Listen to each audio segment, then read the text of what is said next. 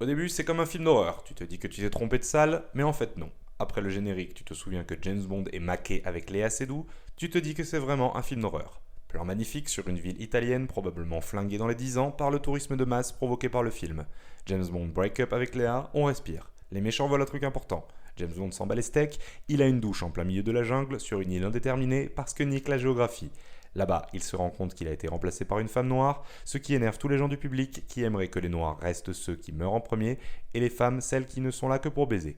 Comme James Bond comprend qu'il est en train d'être cancel, ça lui donne envie d'opprimer des révolutionnaires sud-américains et de torturer des gens du Moyen-Orient.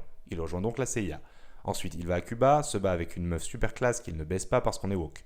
Il joue à la bataille navale avec un mec, ça tourne mal, il coule. Son best-hammer, il est très énervé. Il va voir le grand méchant loup, qui est aussi son demi-frère, qui est aussi Hans Landa, qui est aussi Christoph Waltz, qui est aussi Blofeld.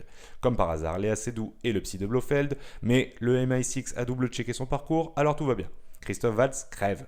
On apprend qu'il y a un bordel avec des robots de la taille de la décence de Zemmour qui peuvent provoquer la mort mortelle. Hollywood décide que Q est gay parce qu'on est woke. James Bond retrouve Léa dans un pays où il fait froid. Il tombe sur une gamine. Léa lui dit c'est pas ta fille. Tout le monde fait c'est faux. James Bond embrasse Léa après qu'elle lui dit arrête parce que Hollywood se dit woke c'est bien mais la culture du viol c'est pas mal aussi. Course poursuite. Là on va sur une île où il y a une base secrète comme on n'en a jamais vu dans les James Bond. Là on se souvient que le méchant s'appelle Lucifer parce que c'est un prénom qu'on donne très couramment à l'est de Moscou. On tue un méchant raciste parce que quand même on est woke. Le méchant avec le prénom du diable, pour qu'on sache qu'il est vraiment méchant, kidnappe la fille de James Bond, puis la relâche, sans aucune raison. Il piège James Bond qui comprend qu'il ne pourra plus voir Léa Seydoux. Alors que tout le monde se dirait trop bien, James Bond se dit fuck, il se suicide en sauvant le monde, histoire quand même de pas partir comme un clodo. Le public est choqué.